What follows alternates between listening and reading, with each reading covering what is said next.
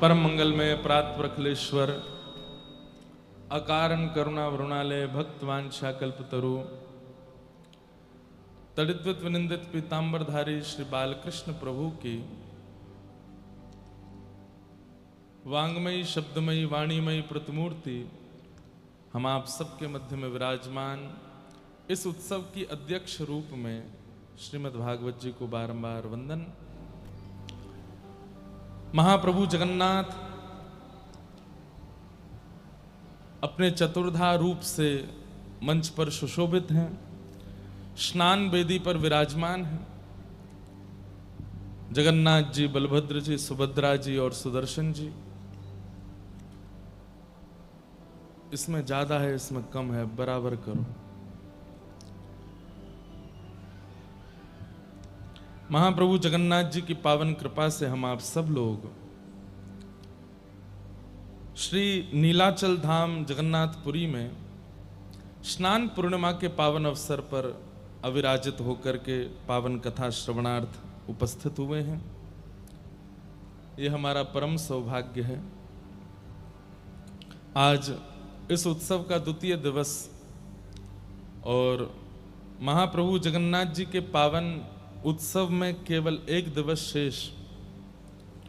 2 दिन से महाप्रभु जी इतने व्यस्त थे कि रात्रि शयन भी अच्छे से मंदिर में नहीं हो रहा था, इसलिए कल महाप्रभु जी का शयन भी जल्दी हुआ और आज दर्शन भी विलंब से लगभग 1-2 बजे से महाप्रभु जी के दर्शन होंगे, ऐसी मुझे जानकारी मिली। कल हमारे नाथों के नाथ जगन्नाथ मंदिर से बाहर स्नान वेदी पर आएंगे और समग्र विश्व को महाप्रभु जी का वहां बैठ कर के दर्शन होगा। आप सब लोग अपना बहुत ध्यान रखिएगा। कल सुबह तो पहले यहाँ प्यारे गिरधर लाल जी का स्नान होगा लगभग 9 बजे से, और लाल जी का अभिषेक करने के बाद फिर लाल जी का श्रृंगार और आरती होगी। तत्पश्चात हम सब लोग अपनी अपनी व्यवस्थाओं से जगन्नाथ जी का दर्शन करने जाएंगे। जल अपने पास रखिएगा, छतरी रखिएगा। भगवान करे कि कल धूप ज्यादा ना पड़े। हो सकता है कि स्नान पूर्णिमा है तो देवता ही आकाश से महाप्रभु जी को स्नान करा दें। तो जैसा भी परिस्थिति बने, आप सब लोग बड़े आनंद के साथ कल का दर्शन जरूर कीजिए। मैं तो जो लोग जगन्नाथपुरी आकर के आज कल में प्रस्थान कर रहे हैं उन सबको भी कह रहा हूं कि 29 तक तो रुको, महाप्रभु जी का दर्शन करके जाओ, उनके स्नान भाव का दर्शन करके जाओ। ये दर्शन साल में एक ही बार होता है। तो कल स्नान पूर्णिमा का दर्शन हम लोग करेंगे बड़े भाव से, और तत्पश्चात केवल प्रसाद पाके फिर संध्या में कल ठाकुर जी का गज भेष होता है। कल के दिन ठाकुर जी गजेंद्र रूप धारण करते हैं। गज भेष साल में एक ही बार होता है। और फिर कल संध्या में दर्शन देने के बाद फिर महाप्रभु जी 14-15 दिनों के लिए अनौसर में चले जाएंगे। फिर महाप्रभु जी का दर्शन नहीं होगा। 30 तारीख को जगन्नाथ भगवान के मंदिर में आपको पट चित्र का दर्शन होगा, महाप्रभु जी का नहीं होगा। अब सीधे दर्शन फिर 14 जुलाई को, 13 या 14 जुलाई को महाप्रभु जी का दर्शन होगा। पुरी में आचार्य जन आज्ञा करते हैं, आप सबको भी इस बात पर ध्यान देना है कि जब जगन्नाथ मंदिर में महाप्रभु जी का दर्शन 15 दिन के लिए अनौसर होता है तो आपके घर में भी विराजमान जगन्नाथ जी, उनका भी, उनके मुख पर भी एक पर्दा रखना है। आपको दर्शन नहीं करना। वो ठाकुर जी का अनौसर काल है। अब उसमें अनेक भाव, ठाकुर जी अपने भक्तों की पीड़ा ले लेते हैं अपने ऊपर। केवल दूध पाते हैं, रसायन पाते हैं, अन्न का भोग नहीं लगाते ठाकुर जी। कहीं कहीं भाव है कि ठाकुर जी समग्र विश्व के कल्याण के लिए तप में विराजमान हो जाते हैं। तो इस प्रकार से आप सबको भी ध्यान देना है कि 30 तारीख से आपके पास भी जो जगन्नाथ जी का स्वरूप है उनके ऊपर भी आप एक वस्त्र पधरा दीजिए। महाप्रभु जी के रूप का दर्शन फिर रथ यात्रा वाले दिन ही करना है, उससे पूर्व नहीं करना है। आप मंदिर भी जाएंगे 30 तारीख को, यहां कथा सुबह होगी, फिर उसके बाद प्रस्थान करेंगे सब, तो उस दिन भी महाप्रभु जगन्नाथ जी के गर्भगृह के बाहर पटचित्र लगा होगा, महाप्रभु जी का दर्शन नहीं होगा। मंच पर भी उस दिन महाप्रभु जी का दर्शन नहीं होगा, यहां पर भी पटचित्र होगा। हमारे भागवत जी श्रवण करने वाले महाप्रभु जगन्नाथ जी, इनका भी दर्शन नहीं होगा, इनकी जगह भी पटचित्र विराजेगा। तो इसका ध्यान रखना। अच्छा, ये जगन्नाथपुरी के कुछ नियम हैं, उन नियमों का पालन लगभग सब जगन्नाथ सेवकों को करना चाहिए। जैसे गजपति राजा महाराज उस दिन भी आज्ञा कर रहे थे कि आप भी कथा में सबको कहें कि कभी भी रथ यात्रा करनी हो तो उन्हीं तिथियों में करें जिन तिथियों में महाप्रभु जगन्नाथ जी की होती है। उससे पूर्व में या उसके बाद में रथ यात्रा नहीं करनी। क्यों? विश्व में जहां कहीं भी जगन्नाथ हैं, सब एक ही हैं और वे विश्व का कल्याण करने के लिए एक साथ अवस्थित हैं, चाहे वो वृंदावन में विराजमान हो, चाहे यहां हो, चाहे जहां कहीं भी जगन्नाथ मंदिर है। अब आगे पीछे रथ यात्रा का क्रम जब होता है तो महाप्रभु जी विश्व कल्याण के लिए हैं और रथ यात्रा में ठाकुर जी परम आनंदित। अब वहां आप रथ यात्रा करते हैं तो जगन्नाथ जी को लगता है अब हम रथ यात्रा में जाएं कि यहां बैठ के कल्याण करें। इसलिए एक ही समय पर रथ यात्रा होनी चाहिए जब महाप्रभु जी की रथ यात्रा हो। उसी समय पर स्नान उत्सव होना चाहिए जिस समय महाप्रभु जी का होता है। महाप्रभु जी के 15 दिन दर्शन नहीं होते तो विश्व में जहां भी जगन्नाथ मंदिर हैं वहां दर्शन नहीं होने चाहिए, चित्रपट ही होना चाहिए आगे। महाप्रभु जी अनवसर में रहते हैं। इन सब बातों का ध्यान हम लोग रखना प्रारंभ करें, करना प्रारंभ करें। ये नियम है, ये शास्त्र विधि है, ये शास्त्र आज्ञा है। स्कंद पुराण में तो वर्णन है कि पहले महाप्रभु जी के स्पर्श का अधिकार सबको था, लेकिन वहां लिखा है कि गजपति महाराज जिसको आज्ञा दें उसी को ही महाप्रभु जी के स्पर्श का अधिकार है। उसके बिना अधिकार, बिना उनकी आज्ञा के कोई स्पर्श करता है उसके पुण्य क्षीण होते हैं। ऐसी ऐसी बातें, ऐसी ऐसी भावना सब है। तो यहाँ के महाराज जी और यहाँ के मंदिर प्रशासन की सबसे प्रार्थना है कि रथ यात्रा उन्हीं दिनों में कीजिए जब महाप्रभु जगन्नाथ जी की रथ यात्रा होती है। स्नान उत्सव तभी कीजिए जब महाप्रभु जी का होता है, स्नान पूर्णिमा को ही होता है। और जितने दिन महाप्रभु जगन्नाथ जी अनवसर में रहते हैं, दर्शन नहीं देते, उतने दिन कहीं दर्शन नहीं होना चाहिए। जगन्नाथ जी के जहां भी रूप हैं सब जगह एक मुख पर वस्त्र होना चाहिए और ठाकुर जी के चित्रपट आगे आ जाना चाहिए। और ठाकुर जी को दूध भोग, ठाकुर जी को मलाई का भोग, अन्न का भोग नहीं करना है। 15 दिन तक ठाकुर जी दूध, मलाई और कुछ रसायन, फल, इनका प्रसाद पाते हैं। वैसे हमारे एक आचार्य कह रहे थे कि महाप्रभु जगन्नाथ जी साल भर एकादशी नहीं करते, महाप्रसाद पाते हैं तो एक संगी एकादशी कर लेते हैं सबरी। 30 तारीख से लेकर के और 15 तारीख तक महाप्रभु जी अन्न नहीं पाएंगे, सारी साल भर की एकादशी एक बार में ही कर लेते हैं। ऐसी ऐसी भावनाएं सब हैं। आज हम स्कंद पुराण युक्त महाप्रभु जगन्नाथ जी के, अब देखो कितना कठिन होता है। हम आज पूरी रात नहीं सोए, पूरी रात पढ़ता ही रहा मैं, क्योंकि आचार्यजन, गुरुजन जब पढ़ाते हैं तो वो एक एक बात का स्पष्टीकरण कर देते हैं। अब नया ग्रंथ है, नया पुराण है, पहले कभी हमने पढ़ा नहीं। परसों हमको, कल ही हमको प्राप्त हुआ, पूरी रात का आज पढ़ते ही रहे। सुबह 5 बजे झपकी आई, 6:30 बजे फिर उठ करके फिर से पढ़ने लगे और अभी तक पढ़े कथा में आने तक। अभी भी पूरा पढ़ नहीं पाए, अभी तो एक ग्रंथ अभी और रह गया है, उसको 30 तारीख को सुनाएंगे। 2 भागों में है, स्कंद पुराण में पुरुषोत्तम महात्मा। लेकिन इतना अद्भुत और कई सारे भेद मन के खुल गए। हम भी पहले कथाओं में कई महाप्रभु जगन्नाथ जी की लोक कथाएं सुनाते थे, वो सब यहां पर स्पष्ट हुई कि वैसी कथा है नहीं। जैसे कई बार क्या होता है कि कथा को रोचक बनाने के लिए कविजन उसमें कुछ निर्मित कर देते हैं भाव, लेकिन वो भाव होते नहीं हैं। लेकिन स्कंद पुराण का पूरा अध्ययन, संपूर्ण अध्ययन करने के बाद पूरा स्पष्टीकरण हुआ कि महाप्रभु जगन्नाथ कब से विराजे, कैसे आए, क्या रूप है, क्या नहीं है। अब एक इतनी गलत कथा पूरे विश्व में चलती है, मैं इसका हर कथा में खंडन करता हूं कि भगवान कृष्ण अपनी लीला पूरी करके जैसे ही गए तो पांडवों ने उनके श्री विग्रह को आग लगा दी, चिता में रख के, हृदय नहीं जला, बहता हुआ वो पूरी आ गया। ये कथा है ही नहीं। और जहां कहीं भी है तो उसका तथ्य या भाव कुछ और होगा। भगवान गीता में कहते हैं, मेरे शरीर को मानवों की तरह मृत्यु प्राप्त करने वाला जो समझता है वह व्यक्ति अपवित्र है।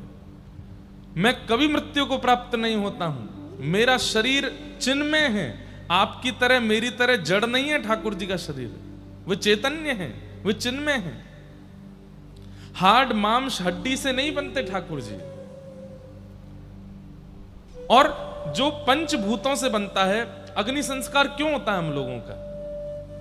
पृथ्वी, जल, अग्नि, वायु, आकाश, ये 5 चीजें हैं हमारे शरीर में। और इन 5 से ऋण लेकर के हमारा शरीर बनाया जाता है। तो जब हमारी मृत्यु होती है तो अग्नि दे करके 5 का जो अंश था वो 5 को वितरण कर दिया जाता है। हमारे अंदर की वायु में चली जाती है।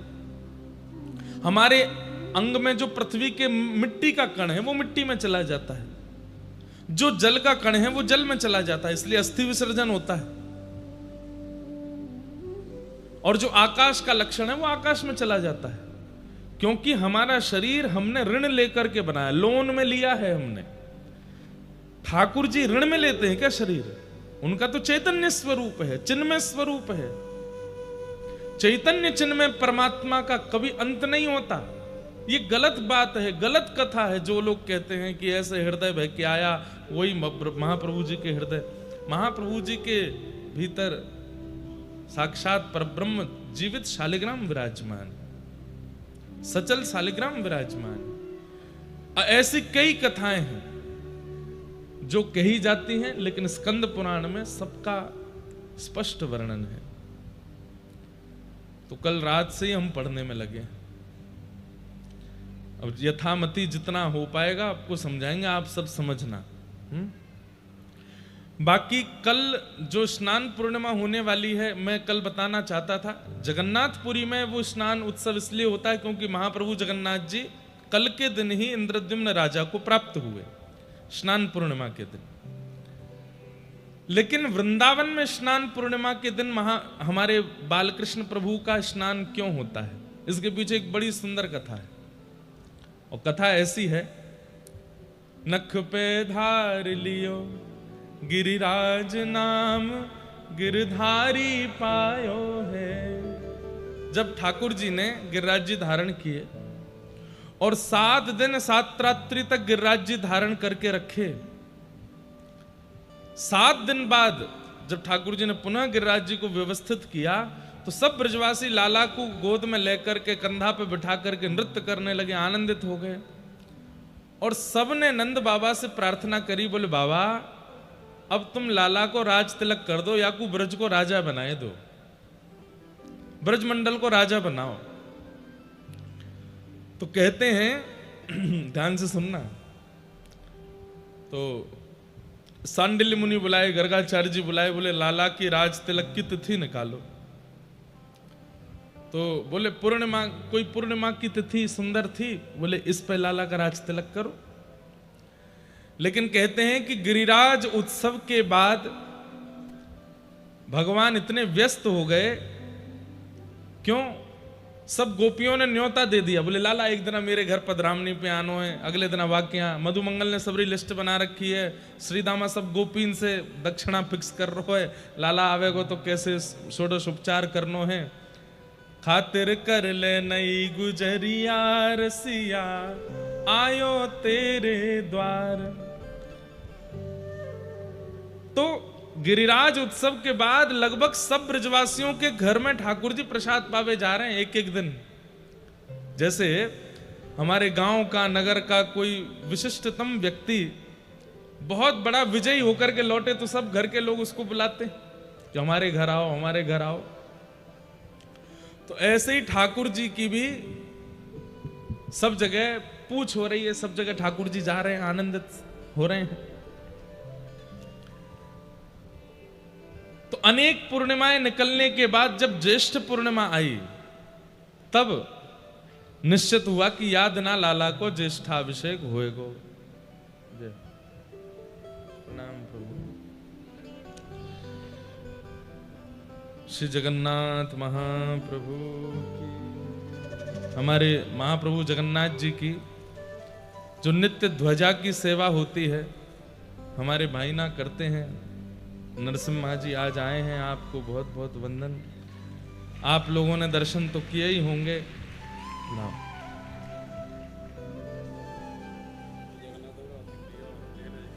हैं? ये हमारा भी अति प्रिय।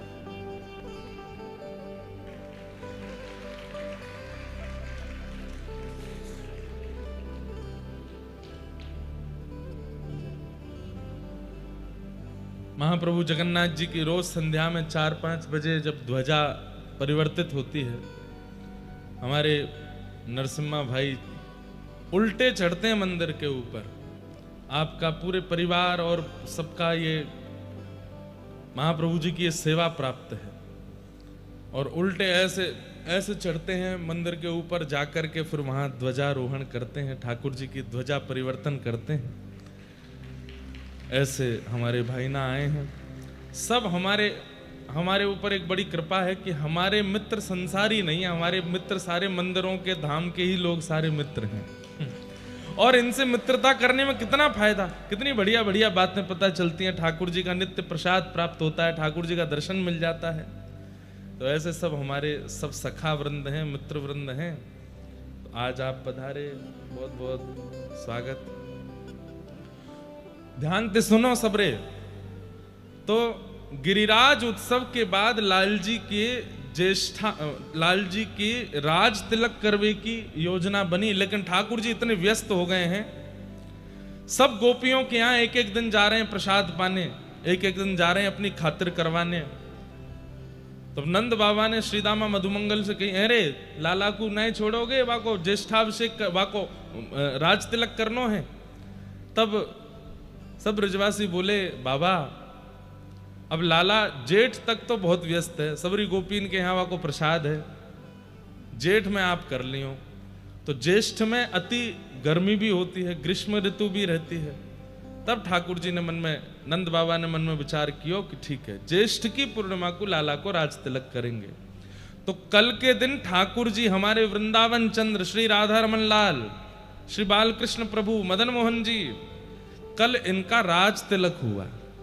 सब ब्रजवासियों ने मिलकर के लाला को तिलक कियो और अति ग्रीष्म हैवे के कारण यमुना जल ले लेकर के आए हैं और लाला को अभिषेक कर रहे हैं। इस भाव से वृंदावन में ज्येष्ठाभिषेक मनाया जाता है, ठाकुर जी का अभिषेक किया जाता है। नंद को मन वांछित दिन आयो, नंद को मन वांछित दिन आयो। पिता को सबसे ज्यादा प्रसन्नता कब होती है? जब उसका पुत्र अपने पिता के स्थान को ग्रहण करे। अभी तक व्रज के राजा नंद बाबा थे, लेकिन कल के दिन व्रज के राजा श्री ठाकुर जी हो गए। तो नंद बाबा आज बड़े प्रसन्न हैं। नंद को मन वांछित दिन आयो, नंद को फूली फिरत यशोदा रोहिणी, फूली फिरत यशोदा रोहिणी, उर आनंद न समायो,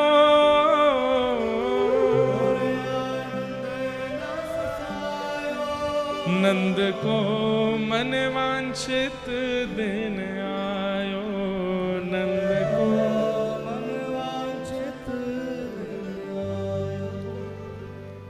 गाम गाम ते जाति बुलाई, गाम गाम और मोतिन चौक पुरायो, मोतिन चौक पुरायो। ब्रज वनिता सब मंगल गावे, ब्रज वनिता सब मंगल गावे। बाजत घोष बधायो, बाजत नंद को मन वांछित दिन आयो, नंद को मन वांछित दिन आयो। लाला को राज तिलक हेवे वारो है, तो क्या विधि विधान हो रहा है? प्रथम रात्रि यमुना घट भीतर, प्रथम रात्रि प्रथम रात्रि यमुना जल घट भर के, प्रथम रात्रि यमुना अधिवासन करवायो, अधिवासन मतलब जो हम आज करेंगे, यमुना जी का जल घड़ाओं में भर भर के उसका अधिवासन मतलब उसको सुगंधित करेंगे, उसमें केसर डालेंगे, इलायची पीस के डालेंगे, ब्रास डालेंगे, ठंडा करेंगे, मोगरा के पुष्प डालेंगे, कुछ गुलाब के पुष्प डालेंगे, उसमें थोड़ा गुलाब जल डालेंगे, चंदन डालेंगे, उसको सुगंधित करेंगे, इसको अधिवासन करेंगे।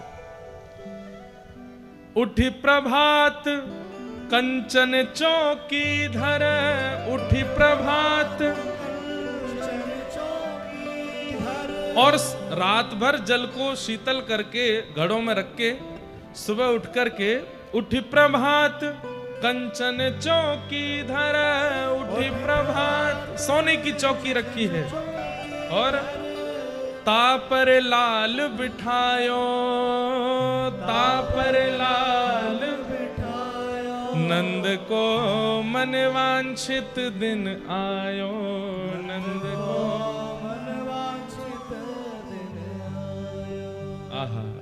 श्री ठाकुर जी बैठे हैं, मंद मंद मुस्कुरा रहे हैं, चारों तरफ सब ब्रजवासी खड़े हैं और अब एक एक करके आ रहे हैं, लाला को अभिषेक कर रहे हैं।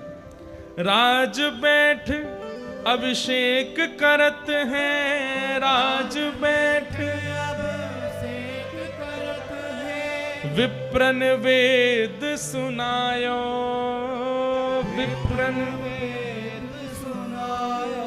आहा, ज्येष्ठ शुक्ल पुण्यो दिन सुरवधु, ज्येष्ठ शुक्ल पुण्यो दिन हरिक फूल बरसायो, हरिक फूल बरसायो।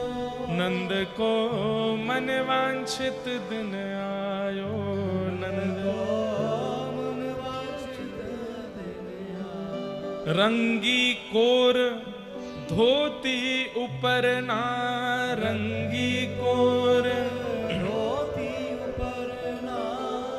कोरी धोती के रंग किए हैं चंदन से, धोती और ऊपर ना उस पर रंग लगाए हैं और आभूषण सब साज, आभूषण सब साज। और लाल जी को ऊपर ना पहना के धोती पहना करके तिलक करके अभिषेक करने के बाद द्वारकेश आनंद भयो प्रभु, द्वारकेश आनंद भयो।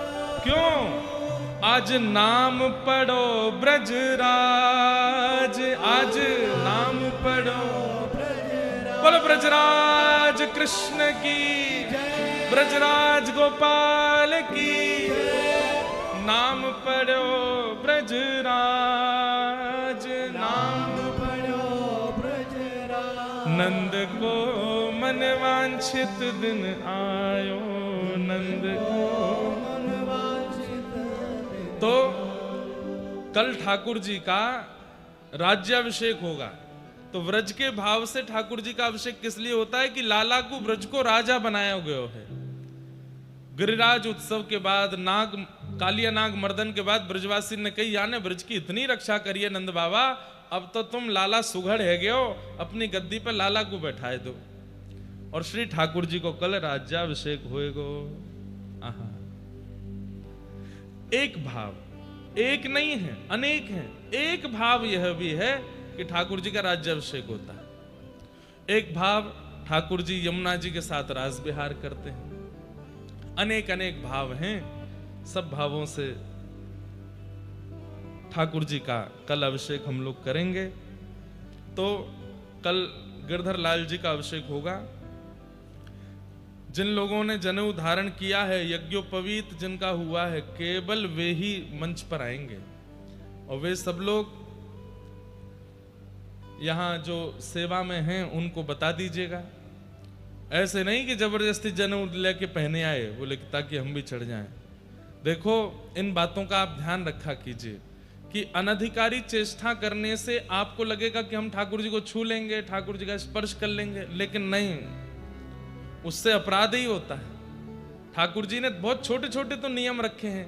यज्ञोपवीत धारण करने वाले, गायत्री संध्या बंदन करने वाले वो हमारा स्पर्श करें, धोती ऊपर ना पहनने वाले हमारा स्पर्श करें।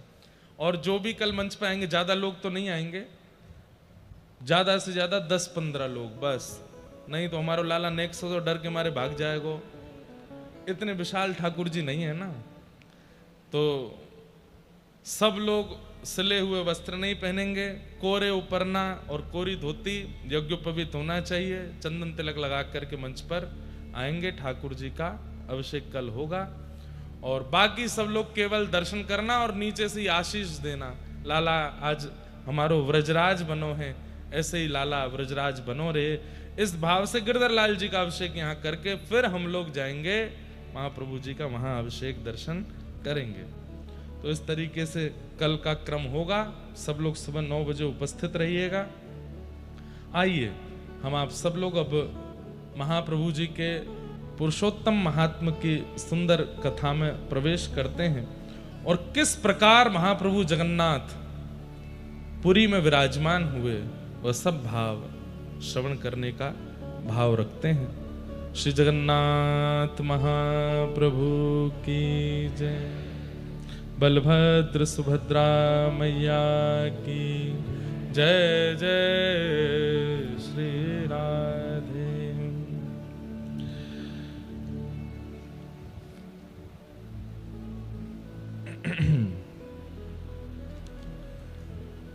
स्कंद पुराण पुरुषोत्तम महात्मा श्री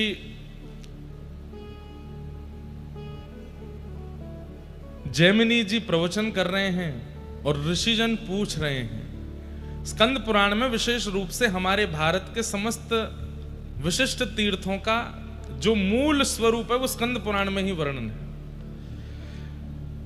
सब मुनियों ने पूछा, क्या? कस्मिन् युगे सतु मुने इंद्रद्युम्नो भवन नृपः कस्मिन् देशेस्य नागरं कथं वा पुरुषोत्तमं गत्वा चो विष्णु प्रतिमां कारयामास वा कथं एतत् सर्वं विसस्तरतः कथस्य व महामुने। समस्त मुनियों ने मिलकर के जैमिनी महाराज से पूछा कि भगवान हमें यह बताइए कि ये इंद्रद्युम्न राजा कौन है, ये कौन से कुल में जन्मे, कौन से युग में जन्मे, कौन से वंश में इनका अवतार हुआ और इन्होंने ऐसा क्या किया कि इनके पास साक्षात चतुर्धा भगवान पधारे जिन्हें जगन्नाथ के भाव से पूरे विश्व ने वंदन किया।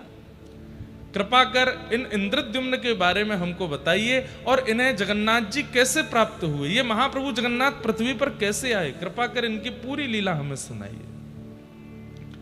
तब श्री जैमिनी जी महाराज अति प्रसन्न होकर के इंद्रद्युम्न महाराज का परिचय पहले दे रहे हैं और क्या कह रहे हैं? आसीत कृत युगे विप्रा इंद्रद्युम्नो महानृपः सूर्यवंशे सधर्मात्मा सन्नुष्टः पंचमूर्तिभिः। पुरुष है। बहुत ध्यान से सुनिए।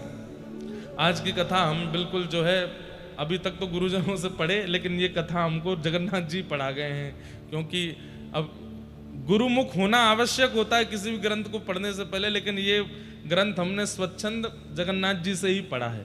तो स्कंद पुराण के हमारे गुरुदेव जो हैं वो जगन्नाथ महाप्रभु ही हैं। तो इसलिए आप सब लोग बड़े ध्यान से सुनना। जो जो श्लोक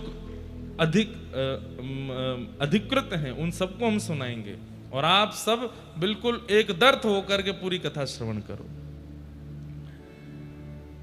सतयुग में, अब देखिए, जगन्नाथ महाप्रभु कलयुग के देवता हैं, लेकिन विराजमान कब से हैं? सतयुग से विराजमान है।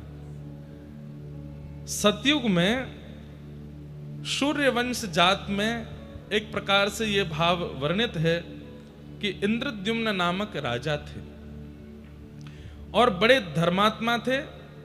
ब्रह्मा जी के अधस्तन पंचम पुरुष पुत्र माने जाते हैं इंद्रद्युम्न राजा। इंद्रद्युम्न राजा का यहां पर स्वरूप इतना सुंदर वर्णन किया गया। वे सत्यवादी हैं, वे सदाचारी हैं, निष्पापी हैं, सात्विक श्रेष्ठ हैं। मतलब ये गुण वो हैं जिन गुणों से ठाकुर जी रीझते हैं। सत्यवादी हैं, सदाचारी हैं, सात्विक निष्ठ हैं, न्याय मार्गी हैं,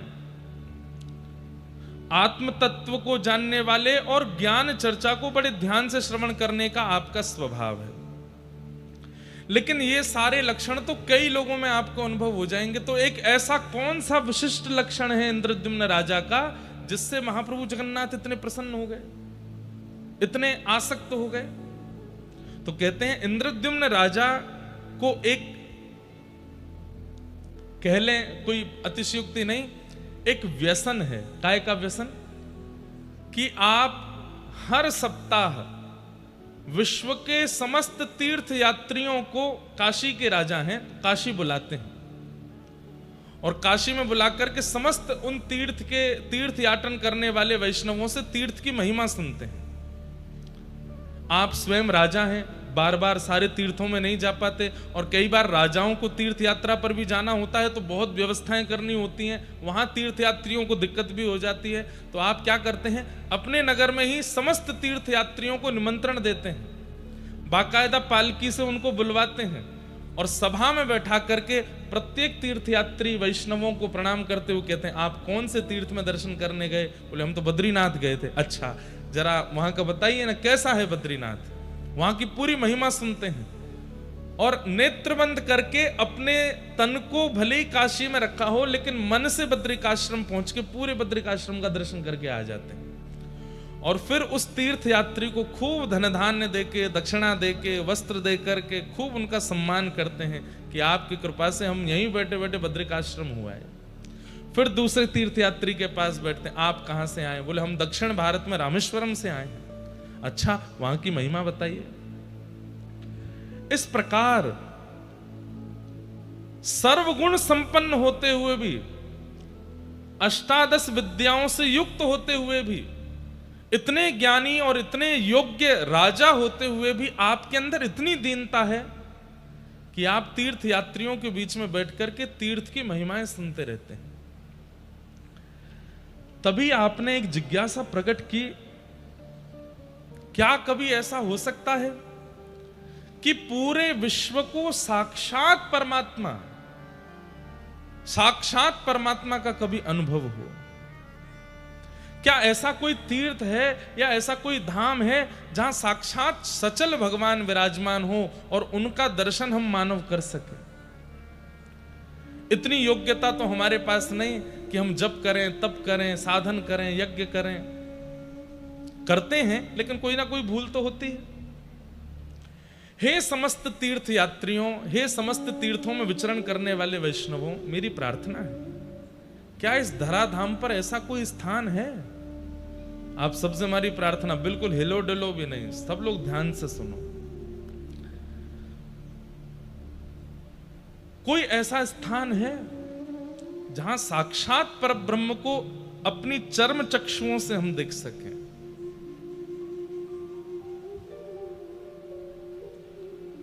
तब आपने प्रश्न किया कि आद्रतो व्याजहारेदम ज्ञायता क्षेत्र मुक्तमं यत्र साक्षात् जगन्नाथं पश्यामो नेन चक्षुष।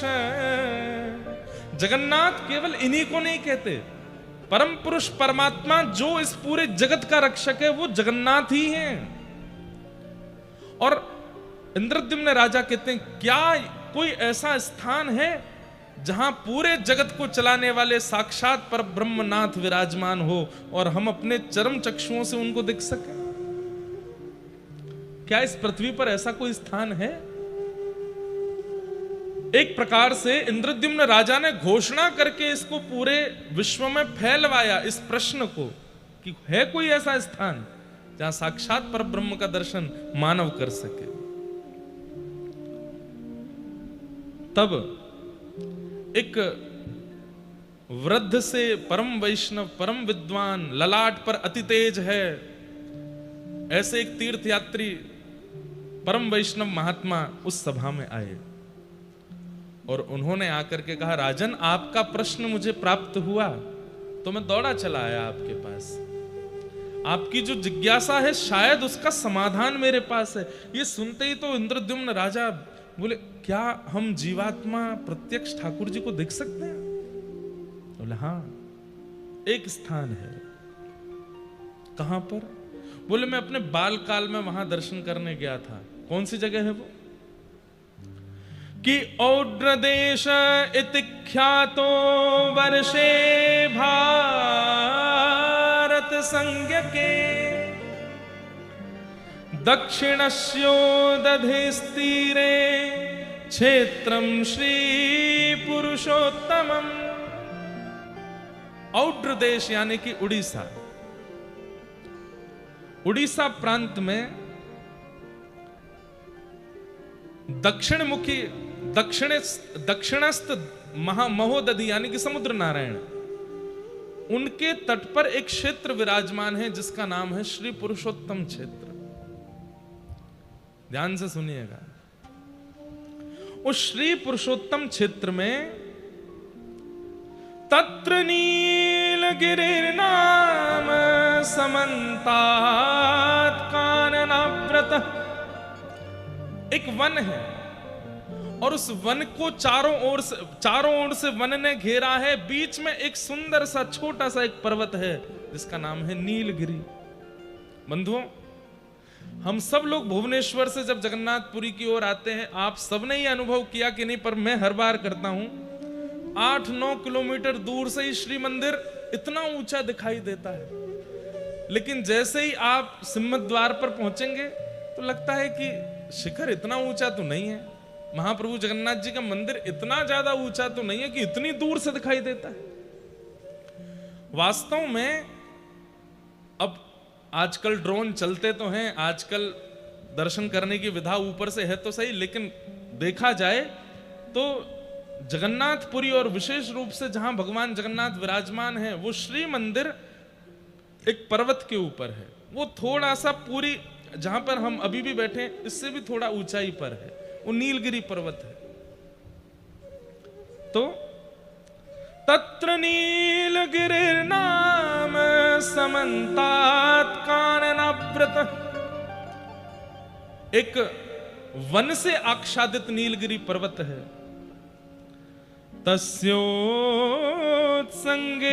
कल्प वृक्ष समन्तात् क्रोश सम्मितः वहां पर एक कल्प वृक्ष, एक वट वृक्ष है, वहां पर एक रोहिणी कुंड भी है, वहां साक्षात ठाकुर जी विराजमान है, परमात्मा विराजमान है। किस रूप से, किस नाम से? श्री नील माधव भगवान। नील माधव भगवान के रूप में वहां पर ठाकुर जी विराजमान है। ठाकुर जी का नाम जगन्नाथ पूर्व से ही है। यहां पर कितनी बार जगन्नाथ शब्द का ही भाव आता है। यत्र साक्षात् जगन्नाथ शंख चक्र गदाधर जंतूनां दर्शनान् मुक्तिं यो ददाति कृपानिधि। वहां पर साक्षात जगन्नाथ भगवान विराजमान है। कैसे बोले? चतु व्यूह रूप में अपने चतु हस्त कमलों में शंख चक्र गदा पद्म लेकर के साक्षात नील माधव जगन्नाथ भगवान विराज रहे हैं।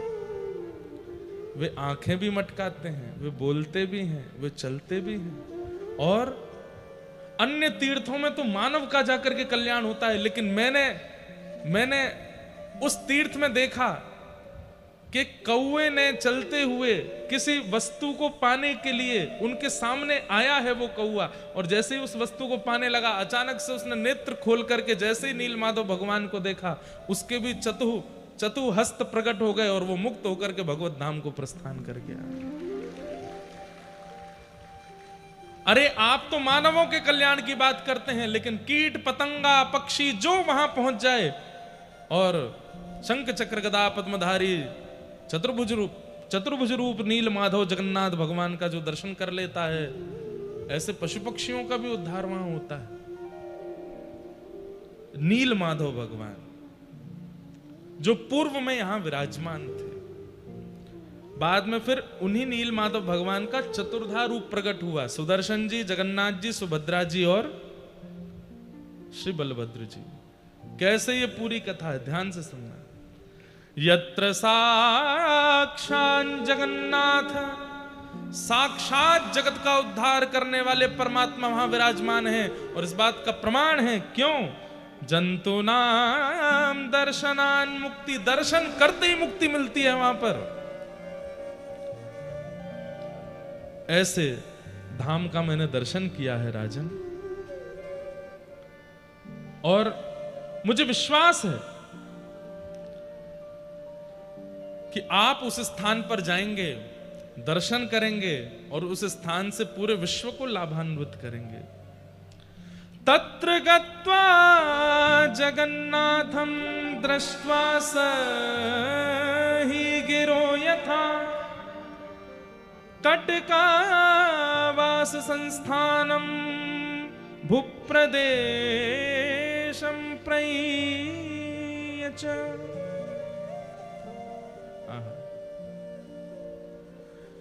आप कृपा करके उस स्थान पर जाइए। उस स्थान के समीप में कटक नामक एक स्थान है। कटक का नाम देखिए यहां पर भी है, कटका वास संस्थानम भूप्रदेशम प्रमीयच। वहां जाकर के आप अपनी पूरी राजसभा को कैसे लेके जाना चाहते हैं, उसकी पूरी व्यवस्था आप कटक में रह करके कर सकते हैं। लेकिन नाथ, आपकी जो जिज्ञासा है वो इसी प्रांत में जाकर के और उन चतुर्धा रूप भगवान का दर्शन करके ही पूर्ण होगी।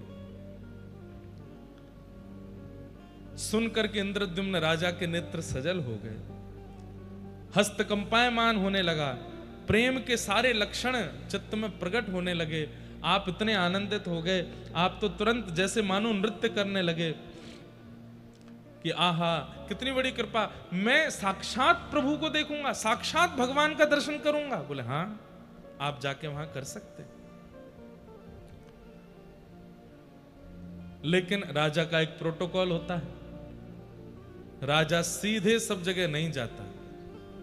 पहले मंत्री जाएंगे, सेनापति जाएंगे, वे जाकर के वहां व्यवस्था देखेंगे और उसके बाद ही मुख्य राजा जा सकता है। क्योंकि आप काशी से आने वाले राजा, सब लोग ध्यान से सुनो, बिल्कुल स्पष्ट रूप से, कोई बाहर की बात नहीं होनी है, केवल जगन्नाथ जी के प्राकट्य की कथा होनी है। ना सोइएगा ना सोने दीजिएगा किसी को, कोई झपकी भी आवे तो कोहनी मार देना, बहुत पुण्य मिलेगा आपको। हाँ बिल्कुल, किसी को भी आलस्य मत करने दो।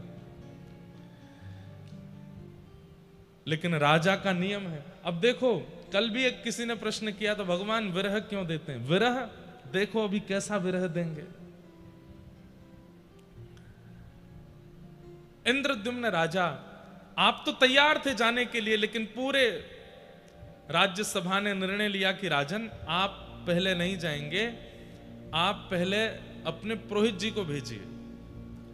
पुरोहित जी जाएंगे और इन तीर्थ यात्री के द्वारा बताई गई सारी भावों को देख करके वे वहां देख करके आएंगे नील माधव जगन्नाथ भगवान का दर्शन करके आएंगे और वे सब आपकी व्यवस्था देख के आएंगे। आप जाएंगे तो कहाँ रुकेंगे, कहाँ प्रसाद बनेगा, इतनी सेना जाएगी, सेना कहाँ रुकेगी, वहाँ के जो उत्कल देश के राजा हैं उनको बता करके आएंगे। ये सब नियम है, राजा ऐसे नहीं निकल सकता।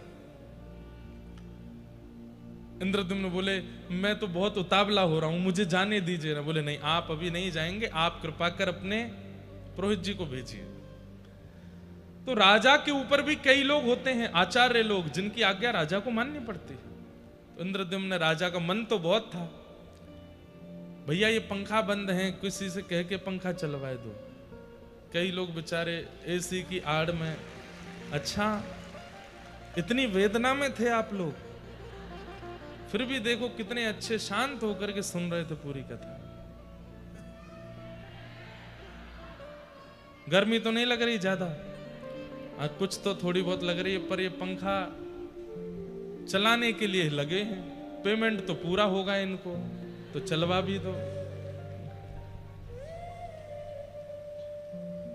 ठाकुर जी की लीला कैसी है देखो। राजा है इंद्रद्युम्न, वे चाहें तो क्या नहीं कर सकते, तुरंत पहुंच सकते हैं, लेकिन सब ने रोक दिया। बोले आप नहीं जाएंगे, पहले पुरोहित जाएगा। काश इंद्रद्युम्न चले जाते, ये बाद में आपको पता चलेगा।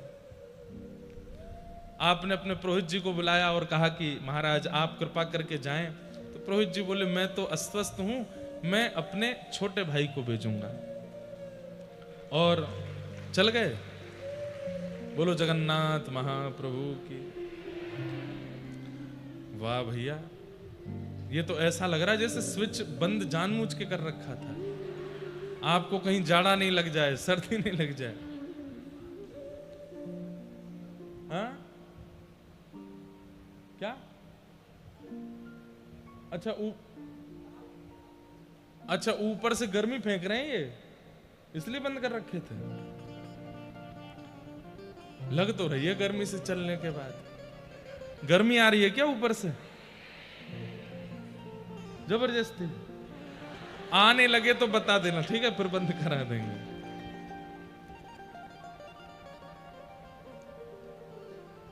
थोड़ा सरल सहज भाव में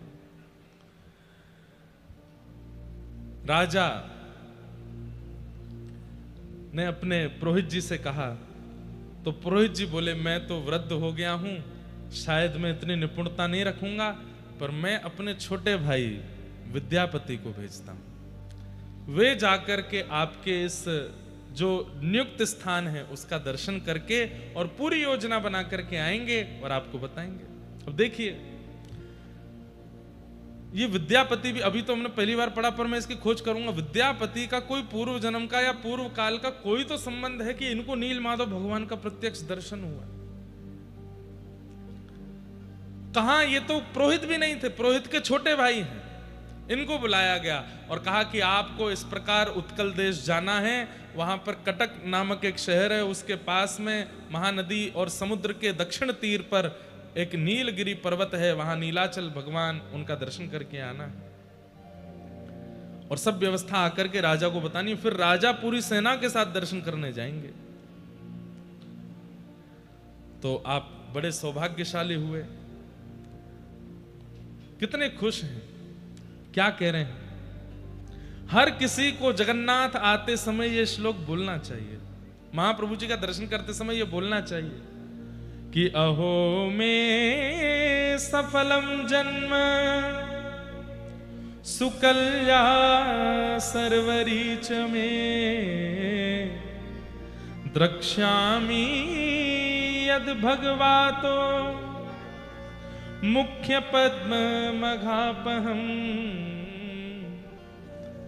रथ में आरूढ़ होकर के विद्यापति इतने प्रसन्न हो रहे हैं, मैंने ऐसे कौन से जन्म के पुण्य किए, मेरा तो दूर दूर तक कोई संपर्क संबंध नहीं था इंद्रद्युम्न से, लेकिन फिर भी इनके पुरोहित का मैं छोटा भाई हूं और कहां से मुझे बुला करके मुझे भेजा जा रहा है। अरे ये मुझे भेजा नहीं जा रहा है, मुझे बुलाया जा रहा है।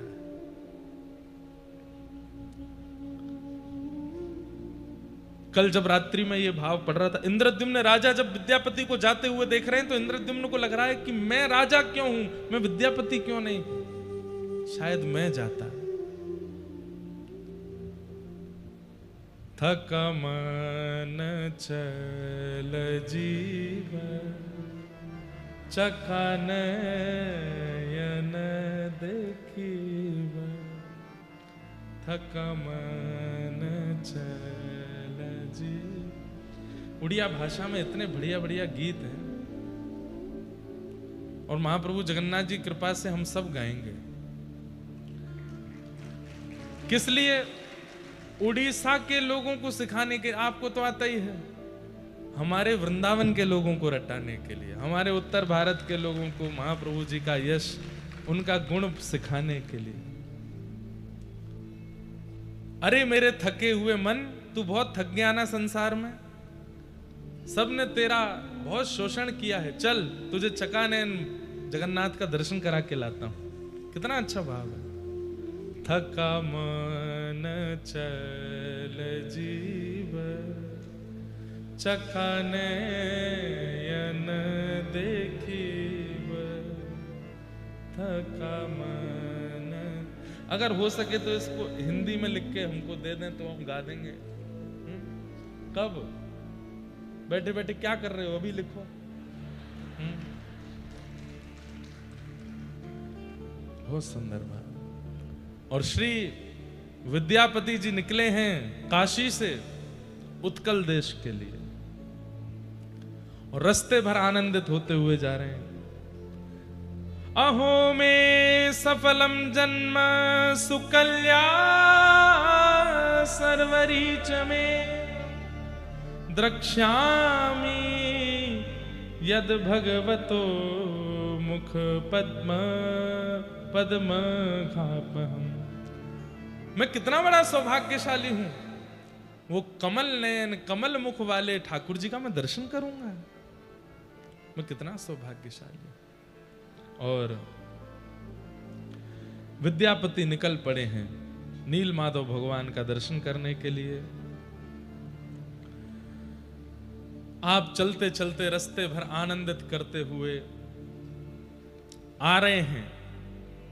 कैसे आऊं रे कन्हैया, कैसे आऊं रे नंद लाला, तेरी गोकुल नगरी बड़ी दूर नगरी, दूर नगरी बड़ी दूर। विद्यापति निकले हैं, हम भी साथ में चलें और इस उत्कल देश का दर्शन करें। मीराबाई के शब्दों में, कैसे आऊं रे नंद लाला, कैसे आऊं रे नंद लाला, कैसे आऊं मदन गोपाला,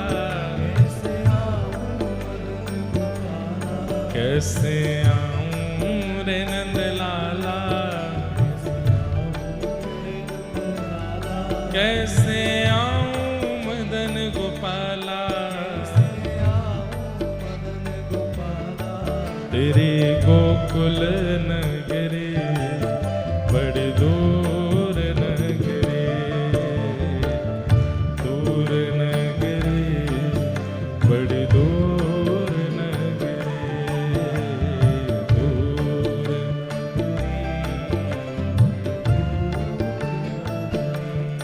ओ रात को आऊं तो लाला डर मुहे लागे,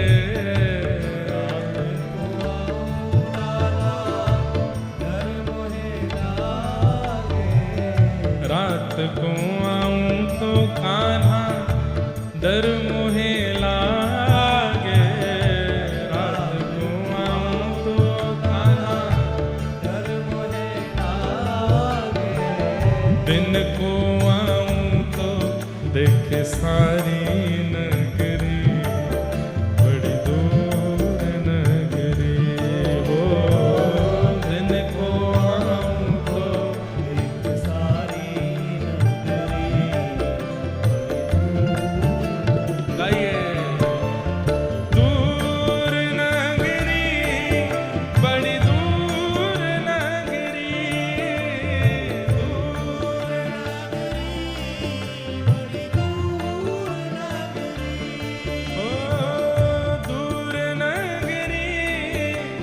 बड़ी दूर नगरी, दूर नगरी, बड़ी दूर। वैसे ये हमको गाना तब चाहिए था जब हम पुरी से दूर थे। हम तो आ गए हैं पुरी में, लेकिन फिर भी नाथ देह से तो आपके धाम में आ गए, मन से भी पहुंच जाएं। मन में, बुद्धि में, आत्मा में और कोई भाव ना रहे, केवल आपका ही भाव रहे, इसलिए गा रहे हैं। ये मन आप तक पहुंच जाए, आपका हृदय भाव, चरण भाव इस मन के लिए बहुत दूर है।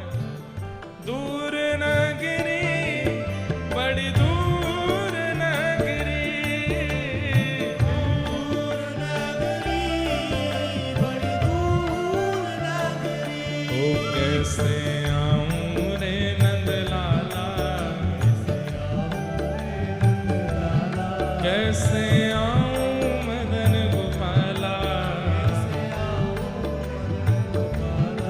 तेरे गोकुल नगरी, बड़ी दूर नगरी, दूर नगरी, बड़ी दूर नगरी, बड़ी दूर। श्री जगन्नाथ महाप्रभु की।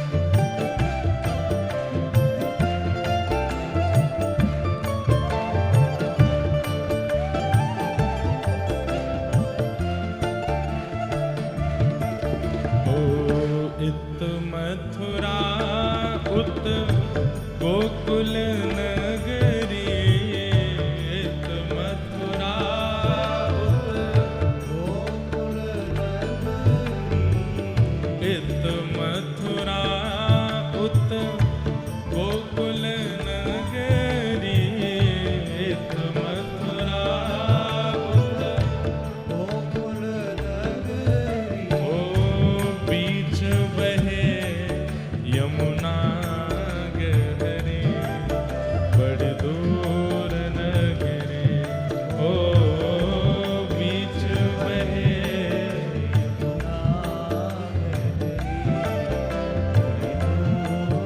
आओ हे दूर नगरी, बड़ी दूर नगरी, बड़ी दूर नगरी। ओ कैसे आऊं रे नंदलाला, ओ कैसे आऊं मदन गोपाला, तेरे गोकुल नगरी, बड़ी दूर नगरी, दूर नगरी, बड़ी दूर नगरी,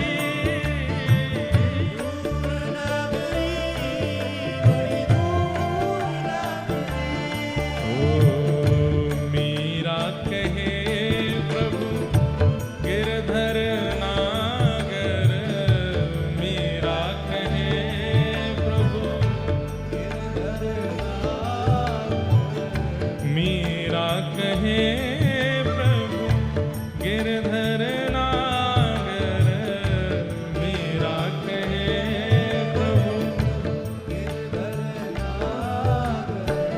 तुमरे दरस बिन, हाँ तुमरे दरस बिन, ओ तुमरे दरस बिन मैं तो हो गई बाबरी, बड़ी दूर नगरी, हो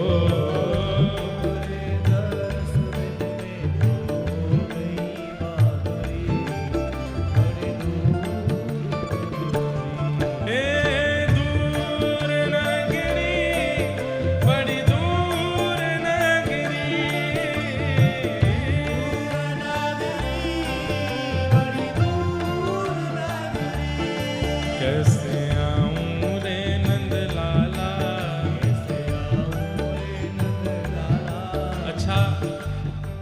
बहुत सारे लोग तो यहाँ पहुंच गए, पर बेचारे बहुत अभी भी रो ही रहे हैं आप लोगों को देख के कि ये पहुंच गए, हम नहीं गए। तो वे सब तो हो गए इंद्रद्युम्न, आप सब हो गए विद्यापति। आप लोग तो पहुंच गए, बजा लो ताली। लेकिन महाप्रभु जगन्नाथ मिलेंगे तो इंद्रद्युम्न को ही। तो जो नहीं आए हैं टीवी पर लाइव पर दर्शन कर रहे हैं, वो दुखी नहीं होना, आप सब इंद्रद्युम्न हो। थोड़ा सा श्रम करना पड़ेगा, लेकिन महाप्रभु जगन्नाथ मिलेंगे जरूर। और जो यहाँ आ गए हो वो सौभाग्य मनाइए, क्योंकि आपको तो चतुर्धा मिले ही गए हैं, आप पर तो कृपा हो ही गए। हो कैसे आऊं रे नंदलाला, कैसे आऊं मदन गोपाला, तेरी गोकुल नगरी बड़ी दूर नगरी, दूर नगरी बड़ी दूर नगरी, ओ दूर नगरी बड़ी दूर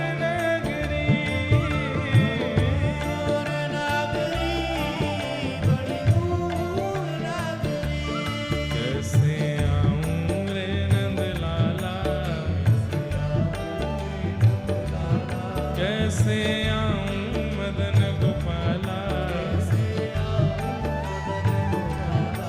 तेरी गोकुल नगरी बड़ी दूर नगरी,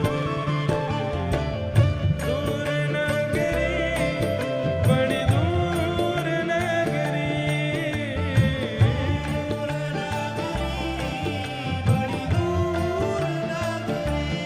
ओ दूर नगरी बड़ी दूर नगरी,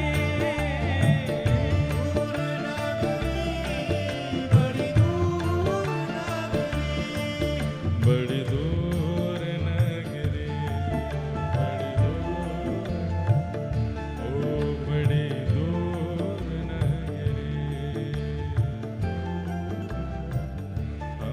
बड़ी दूर नगरी।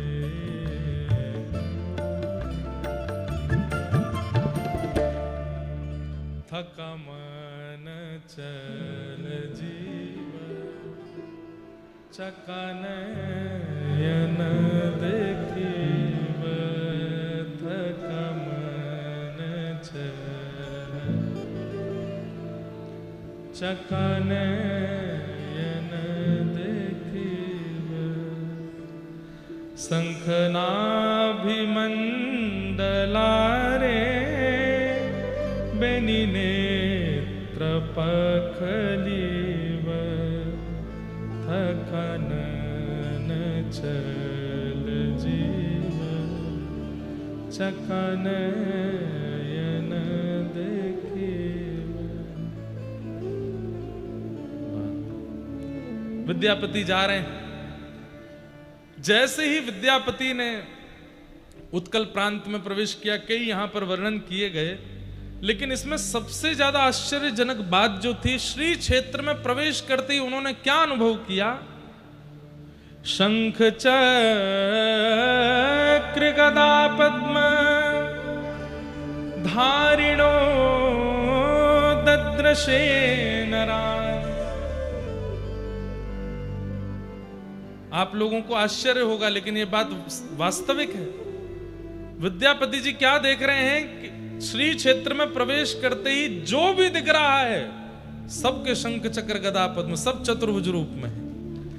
हमें आपको नहीं पता चल रहा है, पर हम भी अभी इस वक्त चतुर्भुज रूप में हैं। इस वक्त हम सब चतुर्भुज हैं। दो भुजा हमारी ये हैं, दो दिख नहीं रही हैं। ठाकुर जी को दिखती हैं वो, या फिर कोई श्रेष्ठ जन हो उनको दिखती हैं। श्री क्षेत्र में हर व्यक्ति चतुर्भुज रूप हो जाता है।